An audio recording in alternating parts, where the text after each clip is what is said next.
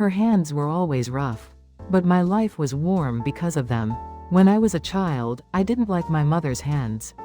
I wouldn't have said I disliked them. That would have felt cruel, but the truth is I was embarrassed by them. Other kids' mothers had soft hands, clean nails, smooth skin, hands that looked gentle just by existing. My mother's hands told a different story. Her fingers were thick at the joints. The skin on her palms was cracked and dry. In winter, small cuts opened and bled. In summer, the sun and soap left stains that never faded. At school events, when teachers said, "Children, hold your mother's hand," I would slowly drift to the back of the line. I didn't want anyone to look too closely. That afternoon, back at home, my mother quietly washed my sneakers in the sink. Dark water ran down the drain. Her hands looked even rougher afterward. "Doesn't it hurt?" I asked, almost by accident. She smiled and said, "It's okay. Hands can be rough, as long as your feet are comfortable." I didn't know then that this sentence would explain my entire life. My mother's hands always carried a smell.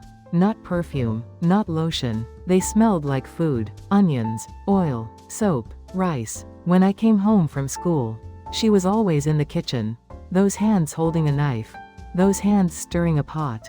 Those hands setting a plate in front of me. I never had to say, "I'm hungry."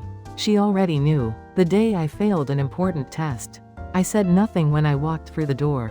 My mother said nothing either.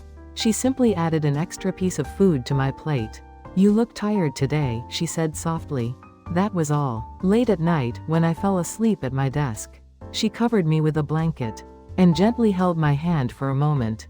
Her skin was rough, but somehow, it felt safer than anything else in the world. Those hands never asked questions. They answered everything without words. On my graduation day, my mother ironed my clothes one last time. "With these hands, I realize now. You're an adult now," she said.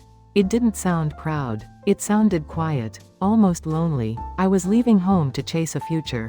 That's what we call it when we walk away from the people who raised us. On the day I packed my bags, she handed me a small envelope.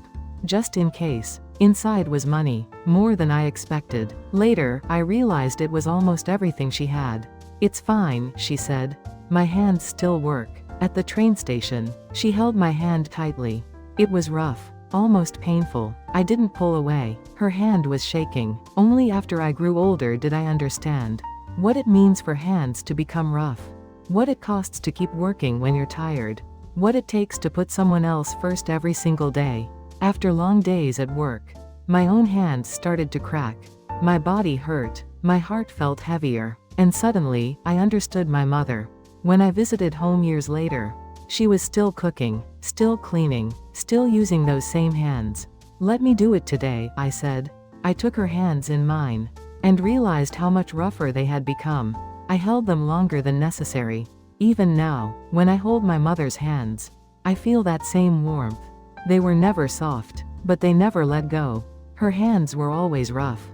But the life they gave me was warm, steady, and full. If I could go back, I would never hide them again. I would hold them proudly. Because those hands built my life quietly, without asking for thanks, and never once stopped working until I could stand on my own. Likes and subscriptions are a great help.